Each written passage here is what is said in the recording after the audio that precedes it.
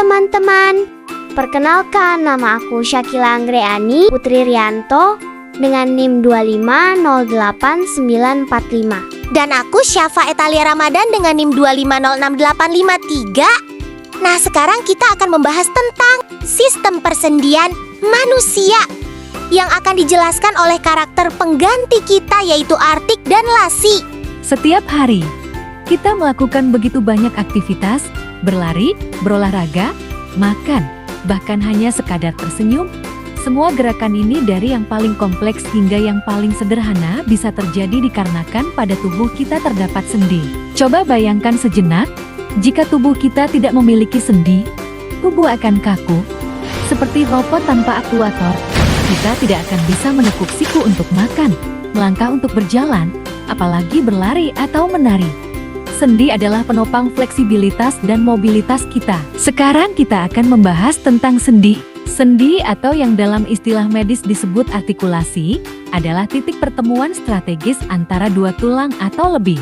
Secara biomedik, sendi bukan sekadar angsel, melainkan sistem kompleks yang terdiri dari jaringan ikat, tulang rawan, dan cairan pelumas.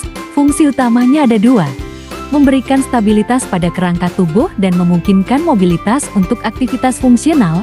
Tanpa sendi, sistem muskuloskeletal kita tidak akan memiliki arti. Untuk mengetahui struktur sendi, mari kita lihat sendi sinovial. Di sini, ujung tulang dilapisi oleh articular cartilage atau tulang rawan yang licin untuk meminimalkan gesekan. Sendi ini dibungkus oleh kapsul sendi yang di dalamnya terdapat membran sinovial. Membran ini menghasilkan cairan sinovial, sebuah pelumas alami yang menutrisi tulang rawan dan memastikan gerakan berjalan halus. Nah, sekarang kita akan membahas tentang macam-macam gerak sendi. Mari kita mulai dengan gerakan yang mengubah sudut antara dua tulang. Pertama adalah fleksi, sebuah gerakan menekuk yang memperkecil sudut sendi, seperti saat Anda menekuk siku atau lutut. Kebalikannya adalah ekstensi, yaitu gerakan meluruskan kembali sendi ke posisi semula.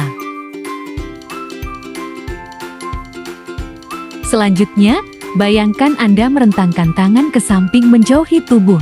Ini disebut abduksi. Saat Anda merapatkan kembali tangan ke sisi tubuh, gerakan itu disebut aduksi. Sekarang, perhatikan bahu Anda. Sendi peluru di sana memungkinkan sirkumduksi, yaitu gerakan melingkar yang membentuk kerucut. Berbeda dengan rotasi, di mana tulang berputar pada poros panjangnya sendiri. Seperti saat Anda menggelengkan kepala untuk berkata tidak. Ada pula gerakan unik yang hanya terjadi di area tertentu.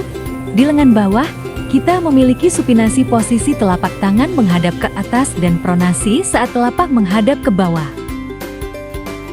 Terakhir, perhatikan pergelangan kaki. Saat Anda mengangkat jari kaki ke arah langit-langit, itu adalah dorsifleksi. Namun, saat Anda menjinjit atau menekan pedal gas, itu disebut plantar fleksi. Setelah memahami jenis-jenis gerak, selanjutnya kita akan membahas tentang range of motion. ROM adalah latihan menggerakkan bagian tubuh untuk memelihara fleksibilitas dan kemampuan gerak sendi. Latihan range of motion ROM adalah latihan yang dilakukan untuk mempertahankan atau memperbaiki tingkat kesempurnaan kemampuan menggerakkan persendian secara normal dan lengkap untuk meningkatkan massa otot dan tonus otot. Dalam praktiknya, penilaian dibagi menjadi dua metode, yaitu ROM aktif dan ROM pasif. Pada ROM aktif, pasien menggerakkan sendinya secara mandiri. Contohnya, pasien menekuk siku atau menekuk lututnya sendiri. Pada ROM pasif, pasien dalam kondisi rileks dan perawat yang menggerakkan sendi tersebut secara perlahan. Contohnya, perawat menekuk siku pasien yang sedang terbaring atau fleksi siku untuk memastikan sendi tidak kaku akibat tirah baring yang lama. Untuk hasil yang objektif, perawat menggunakan alat bernama goniometer. Alat ini diletakkan tepat pada sumbu sendi. Satu lengan goniometer tetap pada posisi diam, sementara lengan lainnya mengikuti gerakan maksimal sendi. Kita akan mencatat sudut yang terbentuk dalam satuan derajat. Nah, segitu saja penjelasan dari kami. Sampai jumpa.